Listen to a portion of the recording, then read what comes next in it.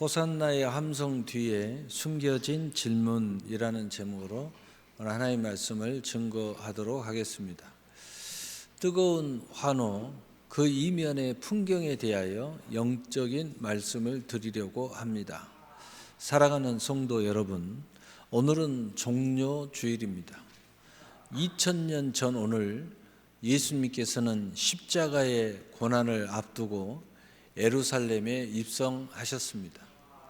성경은 수많은 무리가 종려나무 가지를 흔들며 길거리로 쏟아져 나왔다고 기록합니다. 그들의 입에는 뜨거운 함성이 터져 나왔습니다. 호산나 찬송하리로다. 주의 이름으로 오시는 이 곧 이스라엘의 왕이시여. 여러분, 호산나라는 말은 이제 구원하소서라는 간절한 기도입니다. 로마의 압제와 가난, 절망 속에 살던 유대인들에게 예수님은 유일한 희망처럼 보였습니다. 하지만 우리는 알고 있습니다. 이 뜨거운 환호성이 불과 며칠 뒤 빌라도의 뜰에서 그를 십자가에 못 박으라 라는 서슬퍼런 분노의 외침으로 변했다는 사실을 말합니다. 오늘 우리는 그들의 함성 뒤에 숨겨진 질문을 마주해야 합니다. 그들은 왜 그토록 열광했으며 왜 그토록 쉽게 변했을까요? 그리고 오늘 우리는 어떤 마음으로 주님을 맞이하고 있습니까? 첫째로, 내가 만든 왕인가? 하나님이 보내신 왕인가? 첫 번째로 우리는 질문해야 합니다. 나는 내가 만든 왕을 보고 있는가? 아니면 하나님이 보내신 왕을 보고 있는가? 본문 13절을 보면 무리는 예수님을 향해 이스라엘의 왕이라 부릅니다. 그런데 그들을 기대한 왕은 성경이 약속한 메시아라기보다 자신들의 억눌린 한을 풀어줄 정치적 해방자, 경제적 해결사였습니다. 우리의 신앙도 이와 같을 때가 있습니다. 내가 원하는 복을 주고 내 자녀를 성공시키고 내 앞길의 장애물을 다 치워주는 내가 만든 왕을 기대하며 호산나를 외칩니다. 하지만 주님은 내 기대와 다르게 행동하실 때, 내 기도에 침묵하실 때 우리는 금세 실망하고 등을 돌립니다. 사랑하는 성도 여러분, 주님은 나의 욕망을 채워주는 수단이 아니라 내 삶의 주권을 가지신 진짜 왕이심을 믿으시기를 바랍니다. 우리가 신앙생활을 할 때 흔히 범하는 오류는 하나님을 거대한 자판기로 생각하는 것입니다. 내가 원하는 번호를 누르고 동전을 넣으면 내가 기대한 물건이 정확히 나와야 한다고 믿습니다. 만약 물건이 나오지 않거나 다른 게 나오면 우리는 자판기를 발로 차거나 고장났다며 화를 냅니다. 종료주일의 군중이 바로 그랬습니다. 그들은 예수님이라는 자판기에 정치적 해방과 경제적 풍요라는 번호를 눌렀습니다. 하지만 예수님은 그들이 원하는 번호가 아니라 하나님이 계획하신 십자가라는 번호를 누르셨습니다. 그러자 군중은 순식간에 돌변하여 예수님을 쓸모없는 존재로 여기고 버렸습니다. 사랑하는 성도 여러분, 하나님은 내 소원을 들어주기 위해 대기하시는 종이 아니라 내 삶 전체를 다스리는 왕이십니다. 왕은 내가 조정하는 분이 아니라 내가 순종해야 할 분입니다. 내 기대와 다른 응답이 올 때 여러분은 여전히 그분을 왕으로 모시겠습니까? 예수님을 온 우주의 만왕의 왕으로 모시면 그 다음에 그분께서 그의 영광을 우리에게 주시는 역사를 시작하십니다. 아멘. 두 번째로, 승리의 군마인가 평화의 나귀인가? 두 번째 질문은 이것입니다. 나의 승리의 군마를 원하는가? 평화의 나귀를 따르는가? 오늘 본문 14절 15절에는 예수님은 아주 특별한 행동을 하십니다. 군중은 로마를 정복할 당당한 군마를 탄 장군을 기대했지만 예수님은 초라한 어린 나귀를 타셨습니다.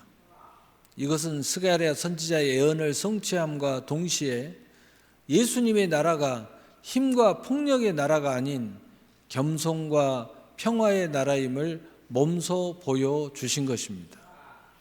세상은 끊임없이 더 높이 올라가라고 힘을 가져야 승리한다고 말합니다.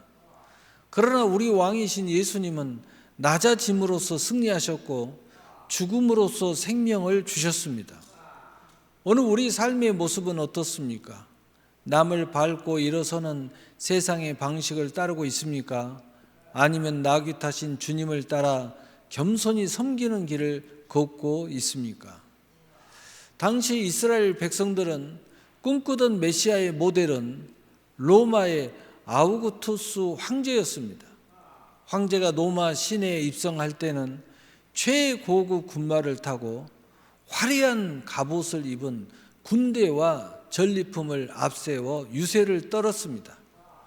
그것이 세상이 말하는 승리자의 모습입니다. 그런데 예수님은 어떻습니까? 다 자라지도 않는 어린 나귀를 타셨습니다. 나귀를 탄 성인의 모습은 사실 위험과 거리가 멉니다. 다리가 땅에 끌릴 듯한 우스꽝스러운 모습이었을지 모릅니다. 하지만 예수님은 왜 이 길을 택하셨을까요? 세상의 평화는 칼과 힘으로 유지되지만 하늘의 평화는 자기를 낮추는 희생으로 오기 때문입니다. 우리는 자꾸 군마를 타서 남들보다 높아지려 하고 힘을 가지려 합니다. 하지만 주님은 나귀를 타고 낮은 곳으로 가라고 하십니다. 내가 낮아질 때 비로소 가정이 화목해지고 내가 손해볼 때 비로소 교회 공동체의 평화가 임합니다. 여러분은 오늘 군마를 꿈꾸고 계십니까? 나귀를 타신 주님을 따르고 계십니까? 온유와 겸손으로 어느 믿음으로 예수를 따를 때 예수님께서 가지고 오신 하나님의 나라가 여기저기가 아니라 여러분 안에 임하게 될 것입니다. 아멘. 셋째로 표적을 쫓는 구경꾼인가 말씀을 기억하는 제자인가? 마지막 질문입니다. 나는 표적만 쫓는 구경꾼입니까? 아니면 말씀을 기억하는 제자입니까? 오늘 본문 17절, 18절은 우리가 모여든 결정적인 이유를 설명합니다. 바로 예수님이 죽은 나사로를 살리셨다는 소문을 들었기 때문이라고 기록하고 있습니다. 그들은 기적을 구경하러 온 사람들입니다. 기적은 신앙의 통로가 될 수 있지만 기적 자체가 목적이 되면 신앙은 모래성처럼 무너집니다. 반면 16절을 보십시오. 제자들은 당장 일어나는 일을 다 이해하지 못했습니다. 그러나 예수님이 영광을 얻으신 후에야 비로소 이 일이 예수에 대하여 기록된 것임을 기억해냈습니다. 구경꾼은 당장 내 눈앞에 보이는 이득을 보지만 제자는 고난 중에도 하나님의 말씀을 기억합니다. 여러분은 기적을 쫓아다니는 무리입니까? 아니면 말씀 위에 뿌리 내린 제자입니까? 스포츠 경기에는 수만 명의 팬들이 모입니다. 그들은 자기 팀이 이기고 골을 넣으면 열광하며 환호합니다. 하지만 팀이 계속 지고 성적이 떨어지면 언제 그랬냐는 듯이 비난을 쏟아내고 경기를 떠나버립니다. 팬은 혜택을 사랑할 뿐 그 팀과 고통을 함께 하지는 않기 때문입니다. 오늘 본문 18절의 무리는 나사로가 살아난 표적을 보고 모여든 예수님의 팬들이었습니다. 팬들은 기적을 일어날 때는 박수를 치지만 주님이 채찍에 맞을 때에는 보이지 않았습니다. 반면 제자는 다릅니다. 제자는 당장 이해되지 않아도 스승의 곁을 지키며 나중에라도 그 말씀을 되새기며 삶으로 증명해내는 사람들입니다. 사랑하는 성도 여러분, 주님은 오늘날에도 수많은 팬이 아니라 한 사람의 제자를 찾으십니다. 기적의 떡을 먹을 때만 환호하는 구경꾼의 자리를 박차고 일어나 고난의 현장에서도 말씀을 기억하며 묵묵히 십자가의 길을 걸어가는 참된 제자가 되시기를 바랍니다. 참된 제자의 길로 나갈 때 하늘과 땅의 권세의 주님의 영광이 언제나 함께 동행하게 되실 것입니다.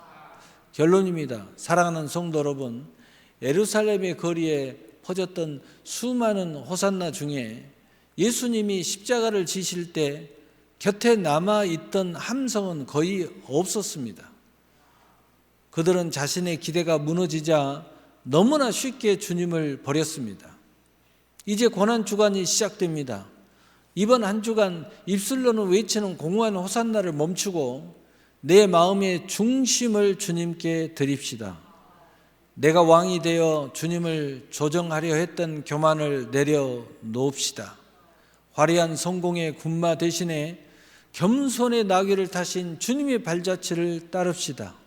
기적만 바라는 구경꾼이 아니라 끝까지 말씀을 붙잡는 제자가 됩시다.